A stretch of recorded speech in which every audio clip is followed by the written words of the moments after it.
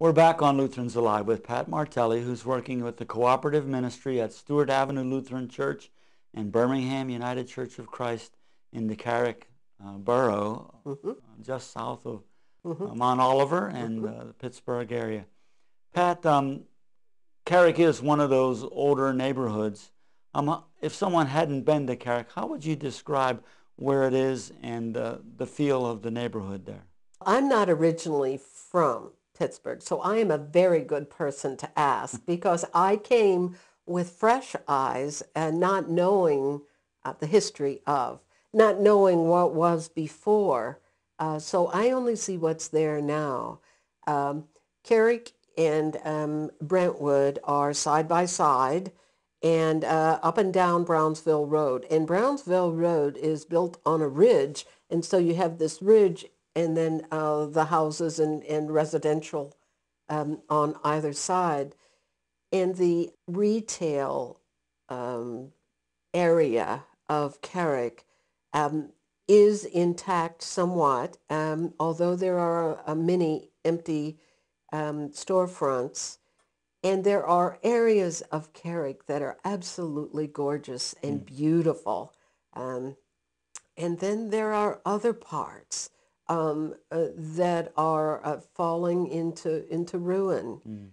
And you know about the controversy with combining libraries and things like that, which is a whole different subject. But nonetheless, it used to be, as I hear it, a wonderful, thriving, vibrant community where people raised their families and shopped and went to church, and lots of people worked in the mill. Now, Carrick is somewhat of a transitory neighborhood where people move in and people move out rather quickly and don't put roots down.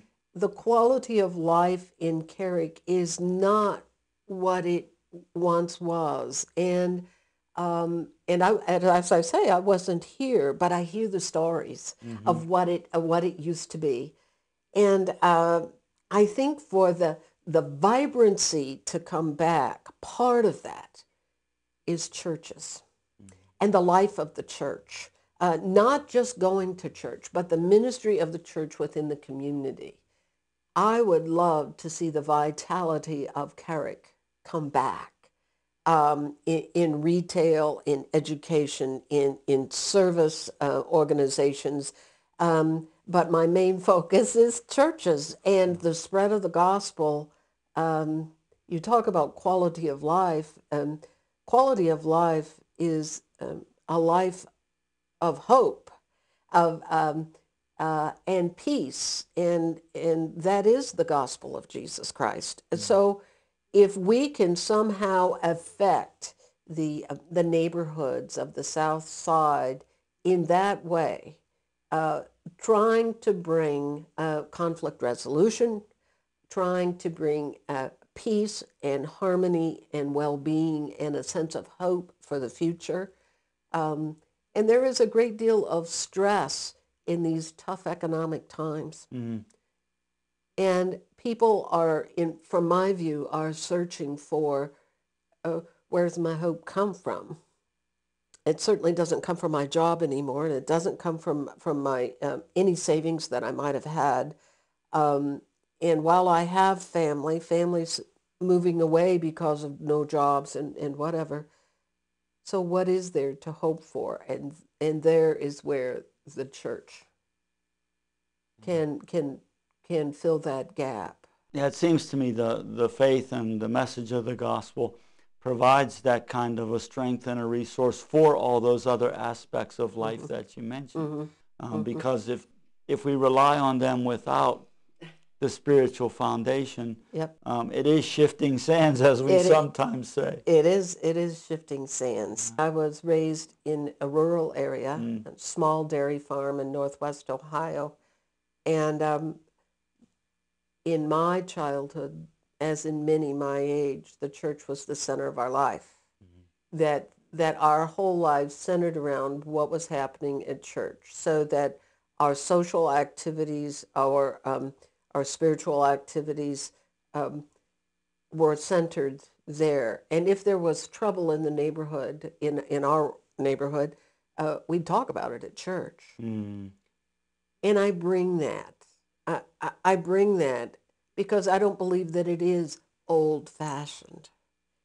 It's stable.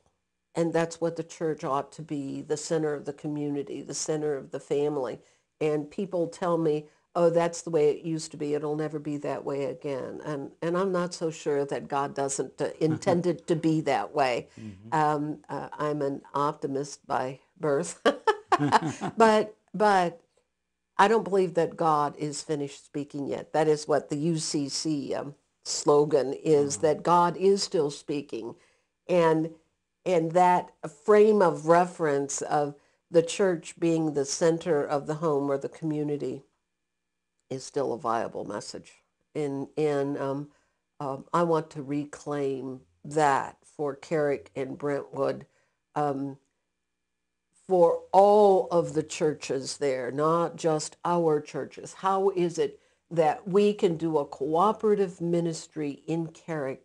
Is there a way that we're trying to start the Carrick Ministerium again, to bring even whoever the spiritual leaders are of the churches together to say, how can we get the congregations here to address the issues within Carrick? Because I believe it has to be a grassroots effort. That's the sustaining part. That's the part that will stay. Are those things that the community is invested in, and we want this to change. So even being a forum, bringing people together to talk about how the community can be better. And because I believe that is part of the message, too, of Jesus Christ, is that we go where people are, that we do invite people to come to church, but the church goes to where people are. And we talk about their problems and what is it that we can do, either systemically, do we need to look at the social structures, or is there something that we can literally help you do? That's part of the gospel. That's the gospel in action. Well, it strikes me as you talk that, if we want people to understand the gospel and the faith to be the foundation and the implementer or the enabler Yeah. for a healthier life, for a more fulfilled life, one of the ways that they can catch that vision is to see it in action. Yes. So to have it actually being played out in front of them gives them something to connect to and to latch onto and to say, I can be a part of that. I can do that. I can live my life that way. Mm-hmm. I can let the gospel be that center for my life. Mm-hmm. We are at the point where we have to take another break. Unfortunately, we're going to have to stop for a moment or two, but we'll be right back. Thank you.